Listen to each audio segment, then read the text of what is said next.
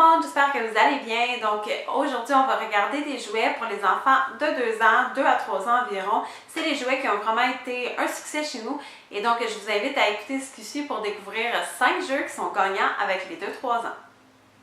Une chose que j'ai beaucoup appréciée, moi, en tant que parent, c'est des cartes comme ceci. Donc, ça, c'est des cartes qu'on peut trouver. Il y a plusieurs gammes de cartes qu'on peut trouver dans différents magasins.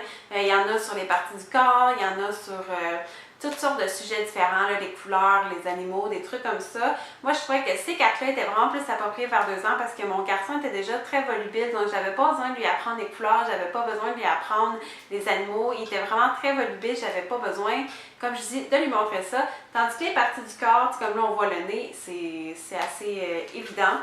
Sauf qu'à l'intérieur, il y a des cartes qui sont un petit peu moins évidentes, comme...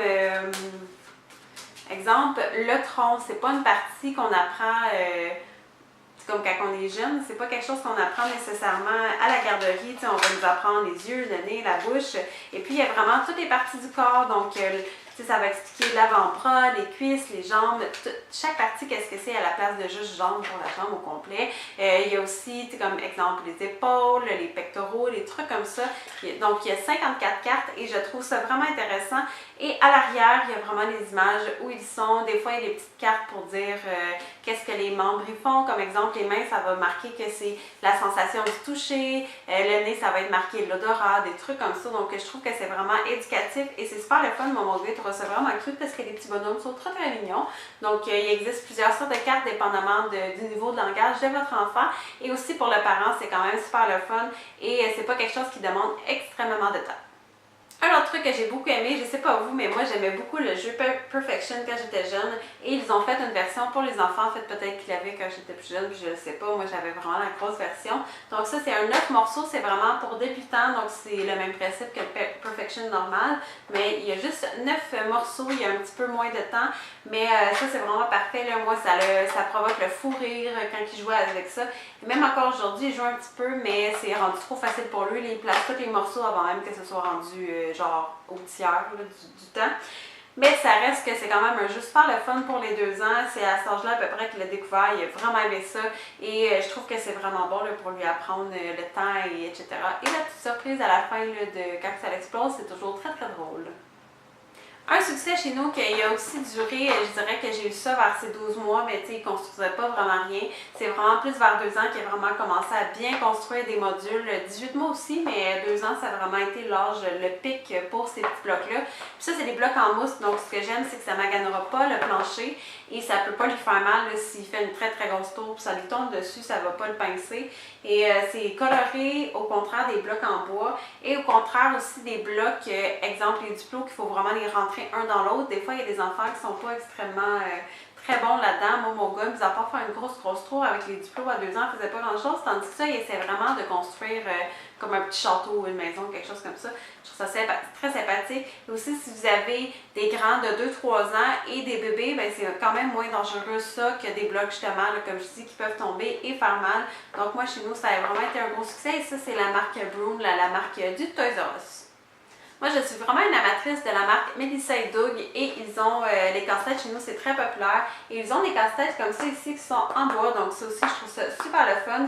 Donc ça, c'est des casse-têtes que je dirais, tu sais que c'est vraiment quelque chose, là, pas juste un casse-tête, je sais pas comment expliquer, mais tu sais, comme les roues du camion de pompier s'enlèvent, tu sais, chaque petite partie s'enlève. Et puis, c'est vraiment sympathique. J'aime vraiment quand c'est fait. C'est durable. Ça fait différent des casse-têtes normales aussi, que c'est juste des morceaux qu'on assemble ensemble. Là. Ça fait vraiment des morceaux de différentes grosseurs également. Donc, ça, chez nous, c'est vraiment un succès. Et pour vrai, je suis vraiment amatrice de la marque Melissa & Doug. C'est des jouets qui sont un petit peu plus dispendieux que d'autres, vu la marque et la qualité des produits. Aussi, que ça, c'est fait à la main. Mais sont aussi trouvables partout. Là, les magasins de jouets spécialisés, j'en ai... Je ne sais pas s'il y en a au Walmart, mais il y en a au Toys R Us. Mais dans tous les magasins de jouets spécialisés, je suis certaine aussi que vous pouvez en trouver en ligne comme sur Amazon. Et finalement, mon dernier jeu, c'est la pâte à modeler. Ça, c'est quelque chose que mon chum, il déteste jouer avec les enfants parce que ça fait un bordel partout. Surtout à l'âge de 2 ans, le gros trip, c'est de mélanger les couleurs ensemble. Donc, ça se peut que Ça vous demande un petit peu de lâcher prise tant qu'à la couleur de vos pâtes à modeler qui risquent de se ramasser tout un gris vert brun dégueulasse. Mon gars, il a 3 ans et demi, puis ça commence à garder les couleurs séparées. Donc, vers 2 ans, c'est pas mal, c'est ça. C'est un ramassis de couleurs qui viennent dégueulasses, mais c'est vraiment, il trouve ça super le fun, ça y apprend, lui, ça y fait comme un bricolage. C'est pas salissant, moi, c'est ce que j'aime. C'est sûr que ça met des miettes un petit peu partout, mais c'est pas salissant, au contraire du dessin ou de la peinture que c'est sûr qu'on va retrouver partout qu'il va falloir laver. Mais pour la motricité, je trouve que c'est vraiment excellent pour couper, prendre des cuillères, mettre les petits morceaux pour être capable de les enlever, faire des boules, faire des lignes, faire des petits serpentins. Ça, c'est vraiment quelque chose de super. Et moi, je m'en souviens, j'aimais vraiment ça, la pâte à modeler. Et c'est quelque chose qui grandit quand même bien avec l'âge. Fait que ça, c'est vraiment un jeu qu'on va pouvoir garder aussi en vieillissant. Tu sais, moi, je m'en souviens, vers 6-7 ans aussi, j'aimais ça.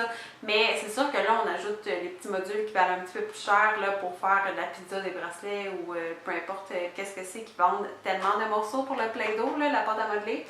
Mais c'est ça, moi je trouve que c'est vraiment un succès pour les 2 ans, c'est super le fun et la texture aussi, c'est un âge aussi parce qu'on apprécie beaucoup jouer avec la texture.